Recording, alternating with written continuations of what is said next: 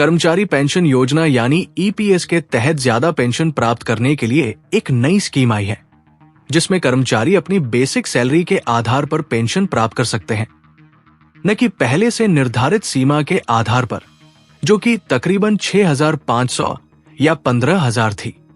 यदि आप 31 अगस्त 2014 से पहले ईपीएफ सदस्य थे या उस दिन से पहले रिटायर हो चुके हैं, तो आप इस योजना के तहत उच्च पेंशन का लाभ उठा सकते हैं। आइए जानते हैं विस्तार से कि कौन कौन इस स्कीम का फायदा उठा सकता है, कैसे उठा सकता है और कब उठा सकता है। नमस्ते, आप देख रहे हैं न्यूज प्रो। कर्मचारी भविष्य निधि संगठन यानी ईपीएफओ ने कर्मचारियों के लिए पेंशन आवेदन के लिए सैलरी डिटेल्स अपलोड करने की समय सीमा को एक बार फिर बढ़ा दिया है।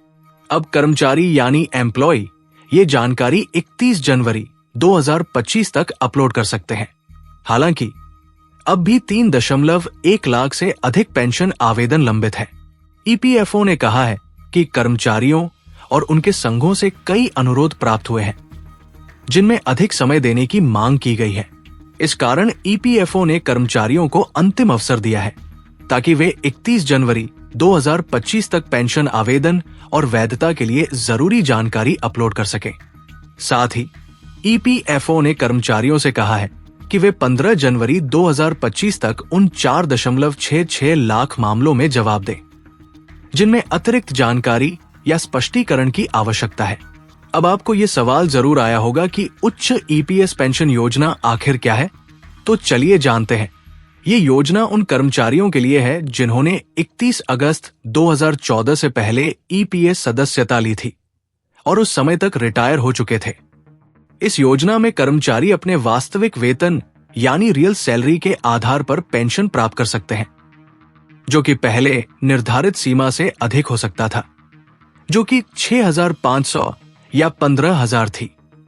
इस योजना में आवेदन करने के बाद कर्मचारी अपनी अंतिम बेसिक सैलरी के औसत के आधार पर पेंशन प्राप्त करने के योग्य हो जाते हैं, जो रिटायरमेंट के समय उनकी वास्तविक सैलरी पर आधारित होती है। अब जानते हैं कि आवेदन कौन कर सकता है। जो कर्मचारी अगस्त 2014 से पहले ईपीएफ सदस्य थे या उस दिन तक रिटायर हो चुके थे। कर्मचारी को कम से कम 10 साल की सेवा पूरी करनी होगी। नियमित पेंशन के लिए कर्मचारी की आयु कम से कम 58 वर्ष होनी चाहिए। अगर कर्मचारी जल्दी पेंशन चाहता है तो उसकी आयु कम से कम 50 वर्ष होनी चाहिए। इसके बाद आपको ये जानना होगा कि आवेदन कैसे ट्रैक करें। जो ईपीएफ सदस्य या ईपीएफ पेंशनधारी उच्च पेंशन के लिए आवेदन कर चुके हैं, वे ईपीएफओ के सदस्य सेवा पोर्टल पर अपने आवेदन की स्थिति ट्रैक कर सकते हैं।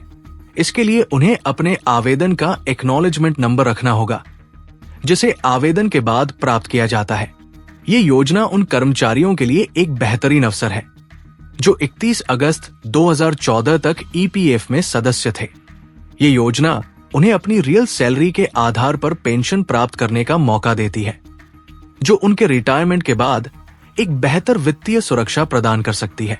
अगर आपने अभी तक आवेदन नहीं किया है तो जल्दी से जल्दी इस योजना का लाभ उठाने के लिए आवेदन करें।